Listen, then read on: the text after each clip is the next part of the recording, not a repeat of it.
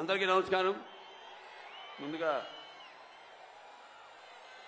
వేదిక మీద ఉన్న తెలుగుదేశం పార్టీ జాతీయ అధ్యక్షుడు శ్రీ నారా చంద్రబాబు నాయుడు గారికి, అలాగే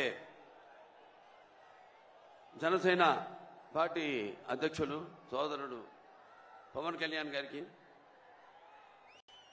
తెలుగుదేశం పార్టీ రాష్ట్ర అధ్యక్షులు అచ్చెన్నాయుడు గారికి, తెలుగుదేశం పార్టీ జాతీయ కార్యదర్శి నారా లోకేష్ బాబుకి, అలాగే Janasena political advisory committee chairman Nadendla Manohar గారికి, ఇక్కడికి విచ్చేసిన అశేష ప్రజానికానికి, తెలుగుదేశం పార్టీ కార్యకర్తలకు, జనసేన కార్యకర్తలకు, అభిమానులకు, అలాగే వేదిక మీద ఉన్న నా సహచార పాలిట్ బ్యూరో సభ్యులకు, శాసనసభ్యులకు, శాసన మండలి సభ్యులకు అందరికీ ఈ యొక్క నేటి ప్రజాశక్తి మహా నాయకుల కలయికకు, అలాగే లోకేష్ బాబు ఏదైతే ఈ యొక్క ప్రజాగళం యువగళంగా పదం తొక్కుతూ సుమారుగా 3132 కిలోమీటర్లు 226 రోజులు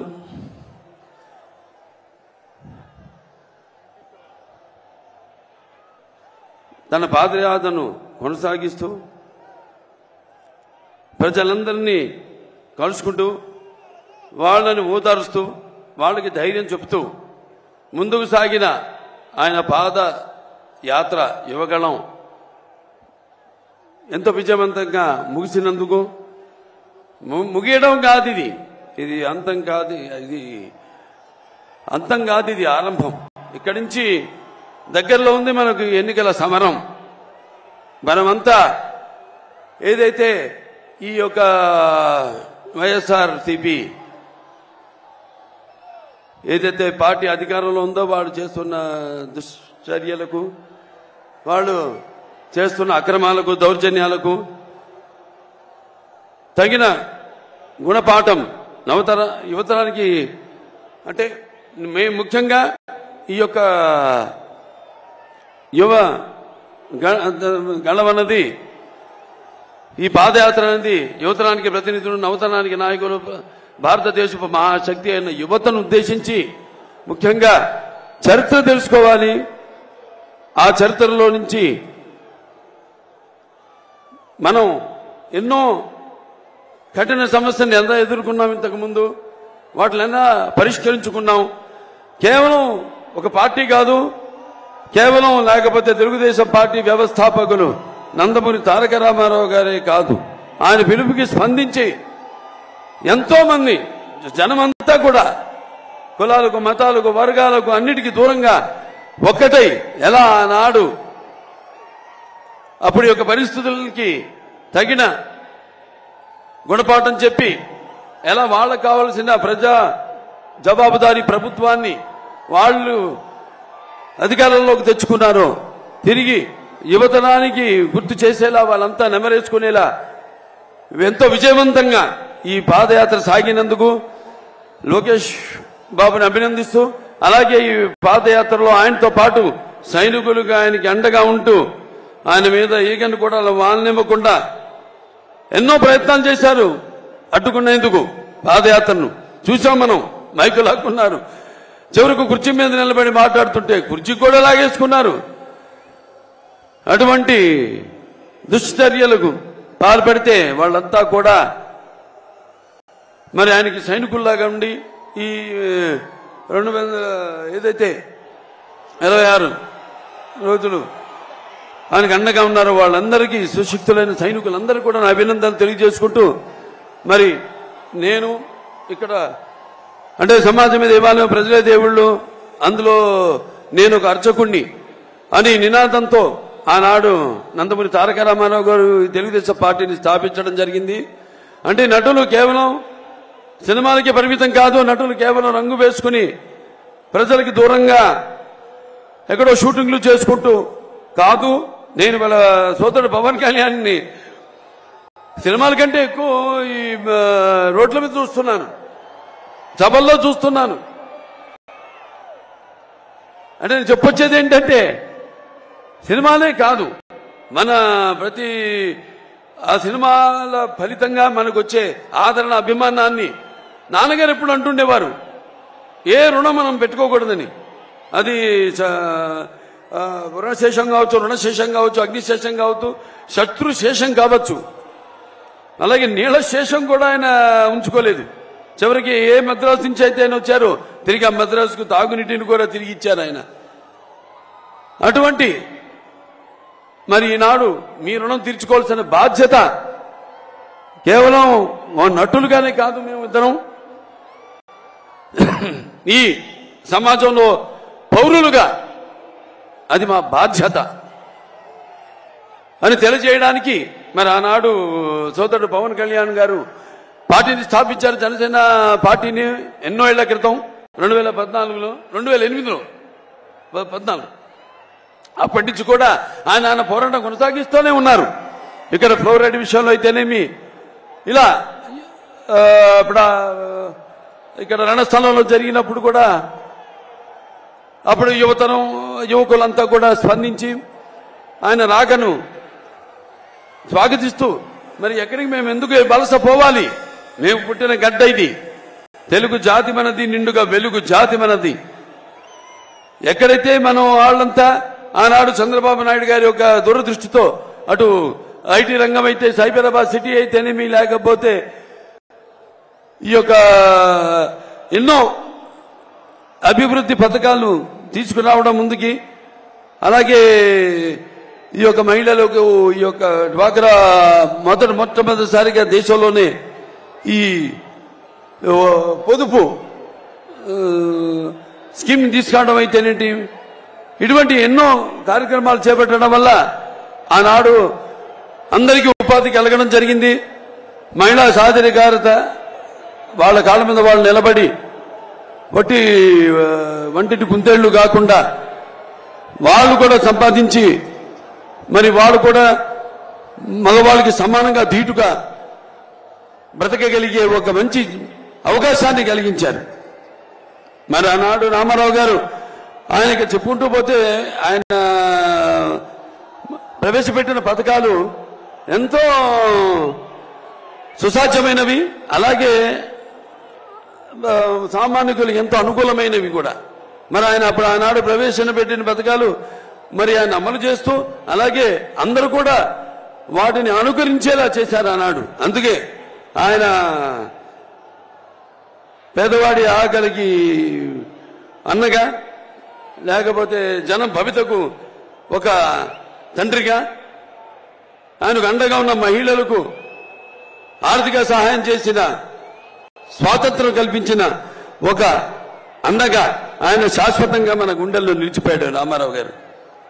మరి అదే ఆయన బిడ్డ తెలుగుదేశం పార్టీని ఆయన కొరత, ఆయన అడుగు జాడల్లో అదే క్రమశిక్షణతో పార్టీని ముందుకు తీసుకెళ్లారు నారా చంద్రబాబు నాయుడు గారు. మరి ప్రపంచ దేశాలకి ఒక విజన్ కి ఆదర్శం నందమూరి నారా చంద్రబాబు నాయుడు గారు. ఇవాళ చూస్తున్నాం మనం రాష్ట్ర పరిస్థితి ఎంతో, అంటే ఈ ఒకటేమో ఒక సమర్థత లేని ప్రభుత్వం, ఒక చెత్త ప్రభుత్వం, ఒక రాజధాని లేని రాష్ట్రం, ఒక బాధుడు, ఇదేం కర్మ. మరి వైసీపీ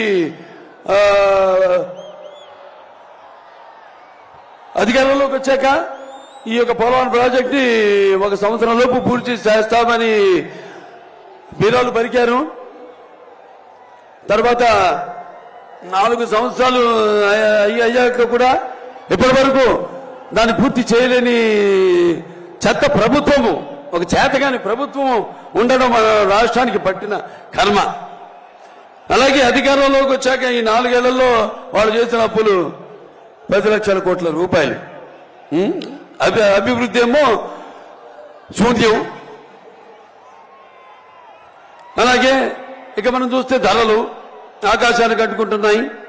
అటు పెట్రోల్ ధరలు అయితేనేమి, ఇటు డీజిల్ ధరలు అయితేనేమి, ధరలన్నీ కూడా ఆకాశానికి అంటుకుంటున్నాయి. మరి వీళ్ళ అధిక పరిపాలన మాత్రం ఈ యొక్క డ్రగ్స్ మాఫియా, అలాగే ఈ యొక్క గంజాయి పండించడంలో మాత్రం మొదటి స్థానంలో ఉన్నాం మనం, ఆంధ్ర రాష్ట్రం. అలాగే ఈ యొక్క వైకాపా నాయకులు ఎక్కడ పడితే అక్కడ ల్యాండ్ స్కామ్లు, శాండ్ స్కామ్లు, కోట్ల రూపాయలు దోచుకుంటున్నారు. అలాగే ఇక మన 5 కోట్ల తెలుగు ప్రజల యొక్క కళల రాజధాని అమరావతి అభివృద్ధి చేయకుండా దానికి గాలికి వదిలేశారు. అలాగే ప్రజలు ఇదేమని ప్రశ్నిస్తే వాళ్ళని భయభ్రాంతులకు గురి చేసి వాళ్ళపై అక్రమ కేసులు పెడుతున్నారు. అలాగే మన అమరావతి రాజధాని కోసం భూమిని ఇచ్చిన రైతులు వాళ్ళు ఏదైనా ఉద్యమాలు చేస్తే లేకపోతే చట్టాల్ని ఆదుకుంటే వాళ్ళని అడ్డుకుంటున్నారు. వాళ్ళ ఈ యొక్క ఉద్యమాన్ని కొనసాగకుండా వాళ్ళపై అక్రమ కేసులు పెట్టడం, వాళ్ళని కూడా అరెస్ట్ చేయడం జరుగుతుంది. ఇవాళ మనం చూస్తున్నాం అన్ని రంగాల్లో మనం వెనకబడిపోయాం. పరిశ్రమలు రావట్లేదు, యువతకు ఉపాధి లేదు. మరి ఈరోజు మనం ఆనాడు పొదుపు సంఘాలు ఏదైతే చంద్రబాబు నాయుడు గారు ప్రారంభించారో, మన ఆశా కార్మికులు కానివ్వండి, లేకపోతే మన డ్వాక్రా మహిళలు కానివ్వండి, వాళ్ళందరి పైనపై వాళ్ళకి ఎన్నో వాగ్దానాలు చేసి ఆ పాదయాత్రలో జీతాలు పెంచుతామని, టీఎల్ లేవు, డిఎల్ లేవు, అసలు మన పోలీసులకు వస్తే వాళ్ళకి అలవెన్సులు లేవు, ఏజెన్సీ అలవెన్సులు లేవు, ఏమీ లేవు. అందరిపై పెత్తనం చెల్లించడం, యథా రాజా తథా ప్రజలాగా ఇక తప్పని పరిస్థితుల్లో అందరూ కూడా అటు అలా ప్రవర్తించాల్సిన ఒక పరిస్థితిని వాడు సృష్టించారు. ఇవాళ హిందూపురం ఉంది, నేను ఇక్కడ ఎమ్మెల్యేని. అక్కడ మేము ఒక ప్రభుత్వ ఆసుపత్రిని బ్రహ్మాండంగా కార్పొరేట్ లెవెల్లో దాన్ని అభివృద్ధి చేయడం జరిగింది. మరి ఈనాడు చూస్తే కుక్కలు, పందులు ఇవన్నీ తిరుగుతున్నాయి లోపల. డయాలసిస్ యూనిట్స్ పెట్టాం, 12 డయాలసిస్ యూనిట్స్. ఇవాళ అభివృద్ధి పనులను కూడా మేమే చేసుకోవాల్సి వస్తాను. నేను, మా నాయకులు అయితేనేమి, మా కార్యకర్తలు అయితేనేమి. అక్కడ రోడ్ల నుంచి కూడా వీళ్ళు ఒక్క రోడ్డు వేసిన పాపానికి పోలేదు, ఒక్క లింక్ రోడ్డు వేసిన పాపానికి పోలా, ఒక్క గొయ్యి కూడా మడితో పుడిచిన పాపానికి పోలేదు. శ్రీశ్రీ గారు అన్నారు, ఏ యుద్ధం ఎందుకు జరిగిందో, ఏ రాజ్యం ఎన్నాడుందో తారీఖులు దస్తావేజులు కాదో ఈ చరిత్రకు అర్థం. నైలు నది నాగరికతలో సామాన్యుని జీవనం ఎక్కడ, తాజ్మహల్ నిర్మాణానికి రాళ్లెత్తిన కూలీలు ఎవరనేది ముఖ్యమని. ఏ దేశ చరిత్ర చూసినా ఏముంది గర్వకారణం, ఈ మానవ చరిత్ర సమస్తం పరపీడ పరాయత్వం. ఏ దేశ చరిత్ర చేసినా ఏముంది, ఒక బానిసలుగా చేయడం ప్రజల్ని, అలాగే నరాంతకులు చరిత్రలో ప్రసిద్ధి గాంచడం అని. ఇవాళ అదే జరుగుతుంది మన రాష్ట్రంలో. ఒక సైకో ఇవాళ శునకపు సింహాసనంపై, కనకపు సింహాసనంపై శునకమన్న రీతిలో ఇవాళ పెత్తనం చలాయిస్తున్నాడు ఈ రాష్ట్రంలో. ఓ పని చేద్దాం, లేదంటే ఇవాళ చంద్రబాబు నాయుడు గారు వేసిన బీజం హైదరాబాద్ లో ఐటీ అభివృద్ధి కానీ, సైబరాబాద్ కానీ, లేకపోతే గ్రీన్ఫీల్డ్ ఎయిర్పోర్ట్ కానివ్వండి, లేకపోతే ఫ్లైఓవర్లు కానివ్వండి, వీటిలన్నింటినీ మిగతా ప్రభుత్వాలు ఏమీ వాటి జోలికి వెళ్ళలేదు. అభివృద్ధి పదం, అభివృద్ధి అనేది జరుగుతూ ఉంటుంది. అది ఈ దేశంలో ఎక్కడైనా అభివృద్ధి జరుగుతుందంటే అది ఇక్కడ హైదరాబాద్. ఆ తర్వాత మన జగన్ని అక్కడికి ఒకసారి పంపిస్తే, ఓ ముఖ్యమంత్రిని వాళ్ళు చేస్తే విధ్వంసం, కష్టం, నష్టం అనేది ఎలా ఉంటుందో ఒకసారి తెలుస్తుందని మీ అందరికీ తెలియజేసుకుంటున్నాను. అక్కడే రాకముందే సరిహద్దుల్లోనే కాల్చిపారు దొబ్బుతారు అసలు రానికుండా. అంటే నేను అనేది ఏంటంటే, అటువంటి ఒక ఉద్యమం రావాలి మీ అందరిలో. ఇవాళ మీ భవిష్యత్తు మీ చేతుల్లో ఉంది, మీ బిడ్డల భవిష్యత్తు మీ ఓట్లలో ఉంది, మీ యొక్క రాష్ట్రం భవిష్యత్తు మీ ఓటుల్లో ఉంది. అందరూ ఉద్యమించాలి. కులాలు మతాలు ఇవి కాదు. రక్తానికి జాతి లేదు, మాంసానికి మతం లేదు, చర్మానికి కులం లేదు, ఇవి కాదు మనకి కూడు పెట్టేవి. ఇవాళ అందరూ మన ఆంధ్ర రాష్ట్రం వైపు చూసి అభియానాలు చేస్తున్నారు, నవ్వుతున్నారు. కొంతమంది అయితే అతను చాలా మటుకు ఆంధ్ర రాష్ట్రం గురించి పల్లెత్తు మాట అంటలేదు. రేపు ఇదే కొనసాగితే నేను హెచ్చరిస్తున్నాను, ప్రపంచ పటంలో కూడా మన ఆంధ్ర రాష్ట్రం ఉండదు అని సభాముఖంగా మీకు తెలియజేసుకుంటున్నాను. ఆనాడు ఎంతో మంది పొట్టి శ్రీరాములు గారైతే నీతి అమరజీవి అందరూ కూడా ఒక తెలుగు వారికి ఒక ప్రత్యేక రాష్ట్రం కోసం పోరాడారు. అలాగే ఆంగ్లేయులు గుండెని ఎదురొట్టారు, స్వాతంత్ర పోరాటంలో పాల్గొన్నారు. తారక రామారావు గారు ఏదైతే చిన్నపు చూస్తున్నారో మన తెలుగు జాతిని ఆత్మ గౌరవం కోసం ఆయన తెలుగుదేశం పార్టీని స్థాపించారు. తెలుగు వాళ్ళకు ఒక గుర్తింపు తీసుకొచ్చారు. అలాగే మన చంద్రబాబు నాయుడు గారు తెలుగు వాళ్ళలో ఒక ఆత్మ విశ్వాసాన్ని పెంచారు. వాళ్ళ తెలివితేటల్ని ప్రపంచ వ్యాప్తంగా ఆయన తెలియజేశారు. మరి ఇప్పుడు పరిస్థితి వాళ్ళ చాలా దారుణంగా ఉంది. ఇక ఇక సమయం లేదు మిత్రమా. నిజమా వీరస్వర్గమా అని తేల్చుకునే పరిస్థితి ఇప్పుడుంది. అందరూ కూడా ఇదంతా గమనించండి. గమనించట్లేదని కాదు, గమనిస్తున్నారు. కానీ ఈ యొక్క ఉచిత పథకాల మాయలో పడవద్దు మీరు. ఎందుకంటే ఆనాడు చంద్రబాబు నాయుడు అంత అభివృద్ధి చేశారు. ఈ రోజు నేను చెప్పినట్టు రాష్ట్రంలో జరుగుతుంది ఏమీ లేదు. సర్వనాశనం, కష్టం, నష్టం. అది విద్యలో కానివ్వండి, వైద్యంలో కానివ్వండి, లేకపోతే గుడిలో కానివ్వండి, బడిలో కానివ్వండి, అన్ని విధాలుగా అన్ని రకాలుగా ఈ రాష్ట్రాన్ని సర్వనాశనం చేస్తున్నాడు ఈ సైకో. వాళ్ళలో కూడా ఉంది, వాళ్ళ పార్టీలో కూడా. ఇవాళ ఎంతో మంది ఎమ్మెల్యేలు వాళ్ళు కొంతమంది లిస్టు ప్రకటించడం జరిగింది. మళ్ళీ ఎవరెవరో వర్గాలు వాళ్ళ సీట్లు మాత్రం మార్చలేదు. మీరు నమ్ముకున్నారు కొన్ని వర్గాలు ఆ పార్టీని, వాళ్ళని మాత్రం మార్చారు. సో సామాజిక న్యాయం ఎక్కడ జరుగుతోంది అని నేను ప్రశ్నిస్తున్నాను. మీరు ఆత్మ పరిశీలన చేసుకోండి, ఏం జరుగుతుంది ఇక్కడ అన్నది. ఉద్యమిద్దాం అందరూ. ఆనాడు నాకు నేను చదువుకున్నప్పుడు నా పాఠ్యాంశంలో ఒక ఫ్రెంచ్ మహారాజు లూయి ద 16 ఇలాగే ఈ పిచ్చోళ్ళగే తాడపల్లికి అదే అతని సామ్రాజ్యం ఏదో కూపస్థ మండుకం లాగా కప్ప బావి తన ఉన్న బావే తన సర్వస్వం అనుకుంటుంది, తన ప్రపంచం అనుకుంటుంది. అలా అనుకుంటున్న అటువంటి ఆ లూయి ద 16ని బయటికి లాక్కొచ్చి జనం తల నరికారు. అప్పుడే మొదలైంది ఫ్రెంచ్ రెవల్యూషన్. అటువంటి పరిస్థితి వేళ ఇక్కడ ఉంది. మనమంతా కూడా మన హక్కుల కోసం ఏ ఒక్క ఛాన్స్ అని చెప్పి అధికారంలోకి వచ్చి మొత్తం అన్ని సర్వ వ్యవస్థలను నిర్వీర్యం చేశాడు.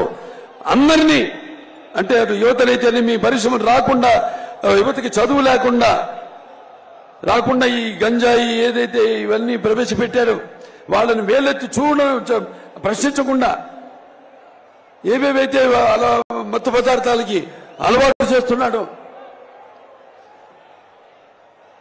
ఎలా ప్రజలు ఈ రాష్ట్రాన్ని వలస వెళ్ళిపోతున్నారు వేరే రాష్ట్రాలకు. ఇవాళ మరి కట్టిన తెలుగుదేశం అధికారంలో ఉన్నప్పుడు కట్టిన టిట్కోయిడ్లు ఉన్నాయి, అవన్నీ ఎవరికి పంచిపెట్టలేదు. ఏదో టైం టేబుల్ మాత్రం ఒకటి ఇచ్చాడు. ఈ నెల ఈ జిల్లాల్లో టిట్కోయిడ్లు మేము అందరికీ పంచుతామని. ఇప్పటిదాకా ఒక్క ఇల్లు పంచిన బాబానికి పోలేదు. ఎవరు చెప్పాను నేను చాలా సందర్భాల్లో. ఇప్పుడు ఇచ్చినా కూడా మీరు వెళ్లే మీరు నివాసయోగ్యమైన ఇల్లు కావని దయచేసి ఎళ్ళకండి, తీసుకోకండి ఆ ఇల్లు. అతనికి కావాల్సింది అతను చూపిస్తుందంతా బూటకపు ప్రేమ. మళ్ళీ ఎలక్షన్లు వస్తున్నాయి, బోల్డని పథకాలు అందరికీ ప్రకటిస్తున్నాడు. ఇదిగో మళ్ళీ వచ్చాక కాదు, ఇప్పుడున్న ఇప్పుడు అయిపోతున్నాయి, ఇంకా 3 నెలల్లో ఎన్నికలు రాబోతున్నాయి మనకి. ఈ ఉన్న 5 సంవత్సరాలు ఎక్కడ తెచ్చాడని, ఏం చేశాడని, ఎవరిని ఉద్ధరించాడని, ఈ రైతులు ఏదైతే అమరావతి రైతులు వాళ్ళ భూముల కోసం ఉద్యమిస్తున్నారో వాళ్ళందరినీ పెయిడ్ ఆర్టిస్టులు అన్నాడు. మరి మొన్న ఇక్కడ విశాఖపట్నంలోనే ఈ యొక్క కన్వెన్షన్ జరిగింది, ఈ యొక్క ఇండస్ట్రియల్ కన్వెన్షన్, పరిశ్రమల కన్వెన్షన్ జరిగినప్పుడు మేము అడిగాం, అసెంబ్లీ సాక్షిగా అడిగాం, ఏమయ్యా ఎంతమందితో ఎంఓయూ అయింది, ఎంతమందితో అగ్రిమెంట్ అయ్యారు మీరు, దానివల్ల మన రాష్ట్రానికి ఎంత రాబోతుందని అడిగితే దానికి జవాబు లేదు. అది ముందు ప్రవేశపెట్టలేదు మా సభ్యుల ముందు. సో ఇలా గమనించండి అందరూ. మరొకసారి ఈ యొక్క ఉచిత పథకాల మాయలో పడి మీ యొక్క తెలివిని, మీ జ్ఞానాన్ని, మీ విజ్ఞానాన్ని మీరు పాడు చేసుకోకండి. ఇక మనం భయపడాల్సిన పని లేదు. నేను చెప్పాను, అందరం మనం ఉద్యమిద్దాం. ఇవాళ జనసేన పార్టీ అలాగే తెలుగుదేశం పార్టీ కలిసి ఉమ్మడిగా ఈ యొక్క మహాప్రజాశక్తుల ఈ యొక్క కలయిక ఇవాళ బ్రదర్ని నేను అభినందిస్తున్నాను. ఆయనకి నాకు చాలా స్వరూపాలు ఉన్నాయి. ఆయన ముక్కుసూటి మనిషి, నేను ముక్కుసూటి మనిషి. ఏమున్నా కూడా కుండ బద్దల్లో కొట్టేటట్టు మాట్లాడే స్వభావం అది. ఎంతకైనా తెగిస్తాం. ఇక ముందు మేము తప్పకుండా ఏదైతే లోకేష్ బాబు చేపట్టిన ఈ యొక్క యువగణం పాదయాత్ర స్ఫూర్తి ఏదైతే యువత పొందారో, వాళ్ళకు ఒక నమ్మకం కలిగిందో, ఈ అన్ని సంగమాలన్నీ కూడా కలిసి సంగమించి రేపు రాబోతున్న ఎన్నికల్లో తిరిగి మనకు పునర్వైభవం మనం తీసుకురావాలని, మన జాతికి అయితేనేమి, అలాగే మన భవితకు అయితేనేమి, మన పిల్లల భవితకు అయితేనేమి, మన రాష్ట్ర భవితకు అయితేనేమి, మనందరం కూడా కలిసి ఉద్యమిద్దాం, విజృంభిద్దాం. ఎవరు అడ్డు వస్తే ఎటువంటి సమాధానం చెప్పాలో చెప్తామని ఈ సభాముఖంగా తెలియజేసుకుంటూ మీ అందరి నుంచి సెలవు తీసుకుంటున్నాను. జై తెలుగుదేశం, జై ఎన్టీఆర్, జై చంద్రబాబు నాయుడు.